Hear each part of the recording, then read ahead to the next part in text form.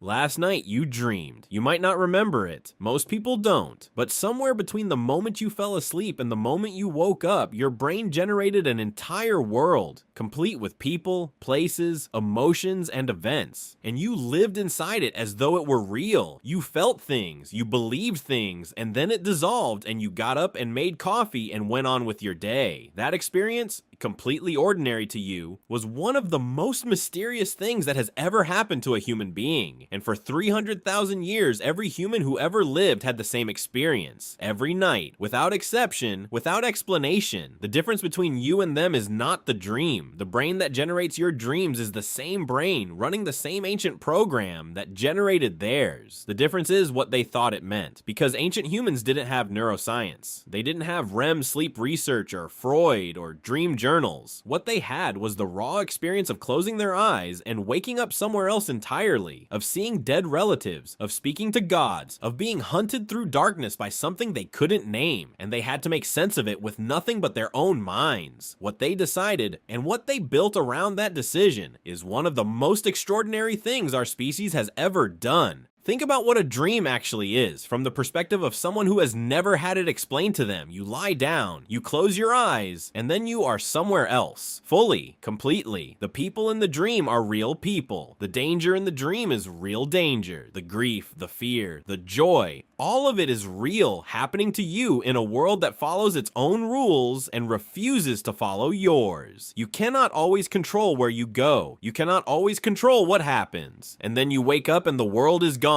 and the only evidence it ever existed is the feeling it left behind. For a prehistoric hunter-gatherer with no framework to explain this, the most logical conclusion was not that it was a trick of the brain. The most logical conclusion was that it was real, that there was another world, a second world existing alongside this one, accessible only through sleep, and that what happened there mattered just as much as what happened here. This is not superstition. This is the most reasonable interpretation available to a human mind with no other tools. And it is the interpretation that every ancient civilization on every continent arrived at independently. The Sumerians of Mesopotamia, the Egyptians of the Nile, the Greeks, the Romans, the ancient Chinese, the indigenous peoples of Australia and the Americas, all of them, separated by thousands of miles and thousands of years, looked at the same experience and reached the same conclusion. Dreams were not noise. Dreams were signal, and whatever was sending the signal was not human. The oldest written record of a specific dream that survives today is roughly 5,000 years old. It comes from ancient Mesopotamia, the region that is now Iraq, and it belongs to a king. The Sumerians were writing things down as early as 3100 BC, and among the things they wrote down were dreams, not vague references, specific detailed accounts of what a ruler saw when he slept and what he was told to do about it.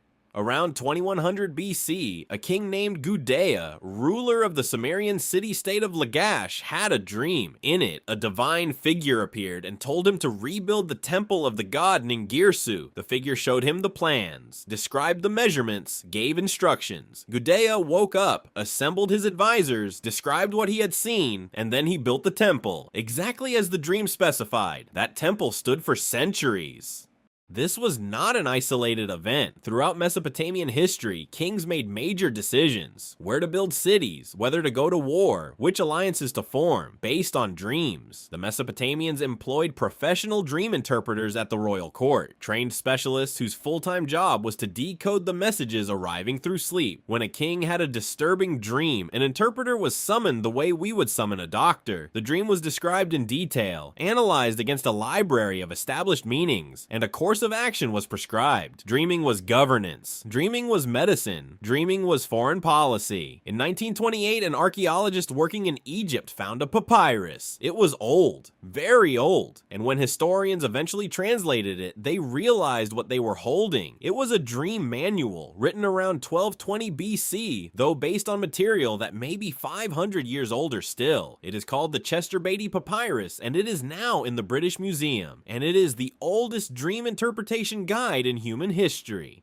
The manual lists 222 dreams with their meanings, 139 good dreams, 83 bad ones, written in red ink, the color of ill omen. Each entry follows the same format. If a man sees himself doing this, it means that. If a man sees himself eating crocodile meat, good. It means he will become an official. If a man sees himself looking into a deep well, bad. It means he will be put in prison. If a man sees his bed catching fire, bad. It means he will drive away his wife. The ancient Egyptians who compiled this guide were not naive people. They were skilled administrators, architects, mathematicians, physicians. They built structures that have survived 4,500 years. They understood engineering, agriculture, astronomy, and medicine with a sophistication that still impresses modern scholars. And they were keeping a list of 222 dreams and what they meant, cross-referenced, cataloged, and color-coded. Because to them, ignoring a dream was not rational. Ignoring a dream was like ignoring a letter from a god. The Egyptians believed that while the body slept, the soul, the Ba, was free to travel, to visit the realm of the dead, to receive communications from deities, to glimpse what was coming. The dream was not inside the mind, it was outside it. It was the universe speaking, and if you paid attention, it would tell you what was going to happen next.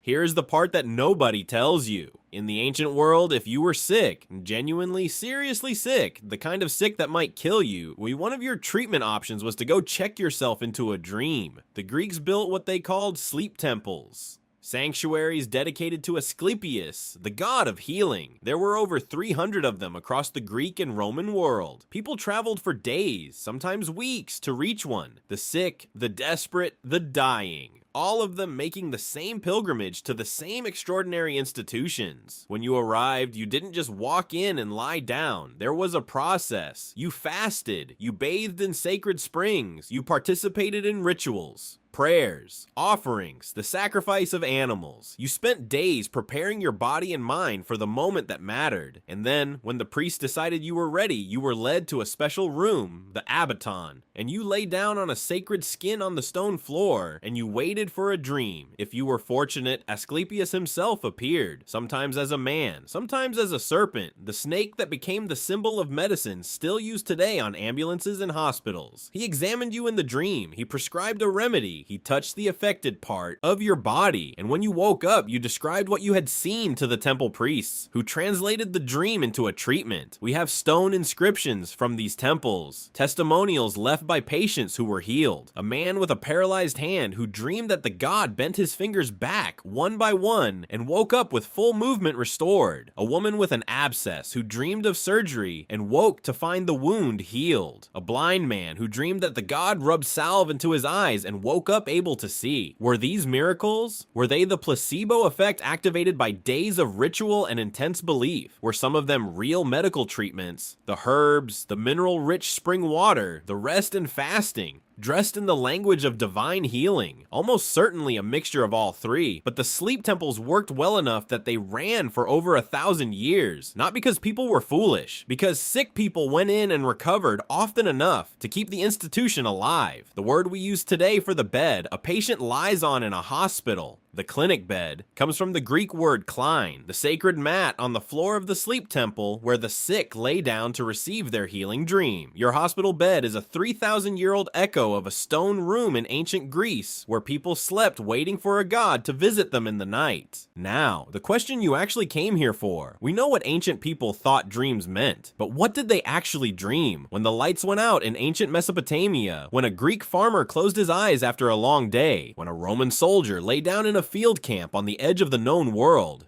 What did their brains show them? Modern sleep science gives us the answer, and it is both surprising and not surprising at all. The brain that dreamed 50,000 years ago is the same brain dreaming tonight. It is the same organ, running the same architecture, generating the same kinds of content for the same evolutionary reasons. The themes that dominate human dreams have not changed in any meaningful way since our species first developed them, and those themes tell us something profound about what it felt like to be a human being in the ancient world. The most common dream themes across all cultures and all eras, consistently, measurably, cross-culturally, are these: being chased, falling, being attacked, being unprepared for something, death of someone you love, losing something you cannot find, fear, loss, threat, danger. Roughly 80% of the emotional content of human dreams is negative, not because ancient humans were especially miserable, because the dreaming brain is not a comfort machine. It is a rehearsal engine, the leading scientific theory of why we dream at all. The threat simulation theory, developed by Finnish neuroscientist Antti Revonsuo, proposes that dreaming evolved as a survival mechanism. While you sleep, your brain runs simulations of the most dangerous scenarios you might face when you are awake. It rehearses being chased. It rehearses losing your footing. It rehearses the death of people you depend on, not to traumatize you, to prepare you, to run the neural pathways associated with threat response so that when the real threat comes, the circuits are warm and ready. For an ancient human on the African savanna, the threats were not metaphorical. The lion that appeared in your dream was, in some very real sense, a training scenario for the lion that might appear tomorrow. The falling dream, the sensation of losing your grip, of plummeting, it was a rehearsal for the cliffs and trees that were genuine daily dangers. The chase dream was not anxiety, it was preparation. Your recurring nightmare is a 300,000-year-old survival program still running in hardware that no longer needs it. The predators are gone, the cliff edges are fenced, but the software doesn't know that, and it runs the simulation anyway, every night just in case. Here is what all of this adds up to. Ancient humans dreamed about the same things you dream about. They were chased through darkness by things they couldn't name. They fell from great heights and woke up gasping. They saw dead relatives alive again, speaking clearly. They found themselves unprepared for something enormous. A hunt, a battle, a ceremony, and felt the pure cold of being exposed and insufficient. They felt all of that. And then they woke up in a world that had no explanation for it. No neuroscience, no sleep labs,